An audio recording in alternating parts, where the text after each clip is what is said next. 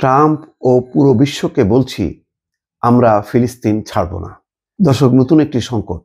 Donald Trump চায় যে পুরো গাজা মানে ফিলিস্তিন মুক্ত হোক, বা ফিলিস্তিনিরা যাতে গাজাতে আর না থাকে, সেই গাজা বসবাসের অনুপযোগী এটাকে তারা সাজাবে। সেই কারণে গাজাবাসীদেরকে সে জর্ডান, মিশর বা অন্য দেশগুলোতে স্থানান্তর করতে চায় এবং তারপরে গাজা পুনর্গঠন শেষে তাদেরকে ফেরাবে, এরকম একটা কথা বলছে। সেই কারণে তিনি জর্ডানের বাদশার সঙ্গে কথাও পর্যন্ত বলেছেন এবং তারপর পরে তিনি অ্যানাউন্স করেছেন গাজা খালি করে দেওয়ার জন্য।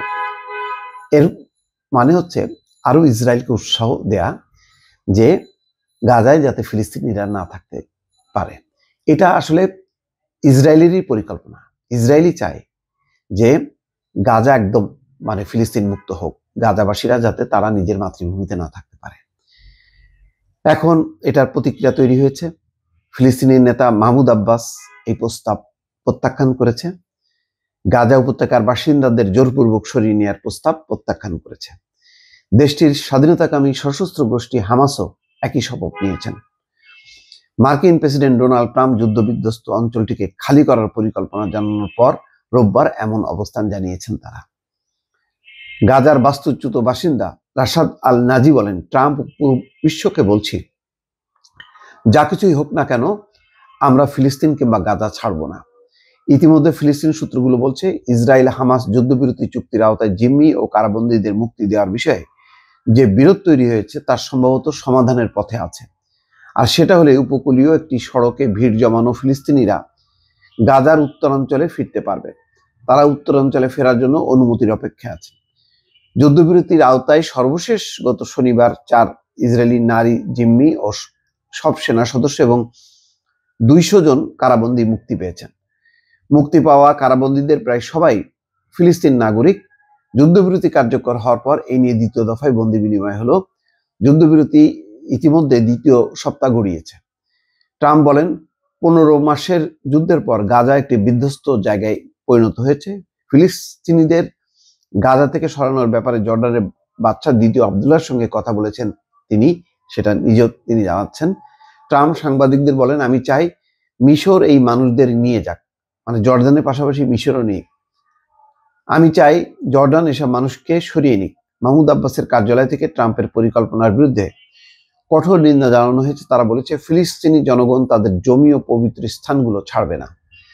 হামাসের রাজনৈতিক শাখার সদস্য বাসেম নাইম এপিকে বলেছেন, ফিলিস্তিনিরা এই ধরনের প্রকল্পগুলোকে বানচাল করবেন। গাজা উপত্যকায় হামাসের পাশে থেকে ইসরায়েলের বিরুদ্ধে লড়াই করছে ইসলামী জিহাদ। তারাও ট্রাম্পের পরিকল্পনাকে অগ্রহণযোগ্য বলে উল্লেখ করেছে। শনিবার এয়ারফোর্স ওয়ান উড়োজাহাজে বসে সাংবাদিকদের সঙ্গে কথা বলেন ট্রাম্প। তিনি বলেন, আপনারা সম্ভবত 15 লাখ মানুষের কথা বলছেন, আমরা পুরো জায়গাটি খালি করে ফেলব। ট্রাম্প মনে করেন, গাজার প্রায় 24 লাখ অধিবাসীকে সরিয়ে নেওয়ার কাজটি সাময়িক বা দীর্ঘ মেয়াদে হতে পারে। আরব লীগ ট্রাম্পের পরিকল্পনা প্রত্যাখ্যান করেছে। ফিলিস্তিনি জনগণকে তাদের ভূমি থেকে উৎখাত করার প্রচেষ্টার বিরুদ্ধে হুঁশিয়ার করেছে তারা। আরব লীগ এক বিবৃতিতে বলেছে, জনগণকে তাদের ভূমি থেকে জোরপূর্বক বাস্তুচ্যুত বা উচ্ছেদ করাকে কেবল জাতিগত নিধনই বলা যেতে পারে। আসলে ইসরায়েল যেটা চায় এখন ট্রাম্প সেটা বাস্তবায়ন করছে।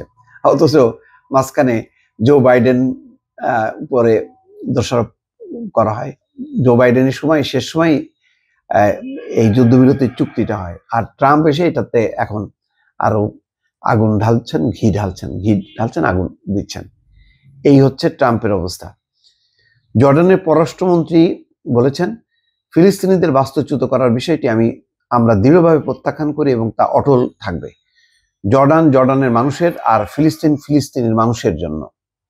মিশরের পররাষ্ট্র মন্ত্রণালয় বলেছে, তারা ফিলিস্তিনিদের অখণ্ড অধিকারের লঙ্ঘনকে প্রত্যাখ্যান করে। 2023 সালের 7 অক্টোবর ইসরায়েলের দক্ষিণাঞ্চলে হামাসের হামলার জবাবে সেদিন থেকে গাজা উপত্যকায় হামলা শুরু হয়। 15 মাসের ওই যুদ্ধে গাজার প্রায় সব বাসিন্দা বাস্তুচ্যুত হয়েছেন।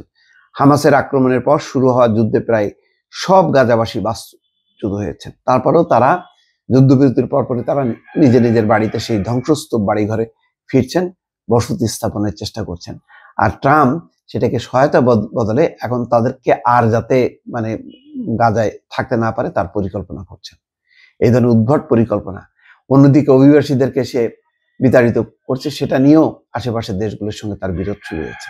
মানে ট্রাম্প ক্ষমতা আসার সাথে সাথেই একটা নতুন একটা সংকট তৈরি হলো পুরো বিশ্বে। দর্শক ভালো থাকবেন, আল্লাহ হাফেজ।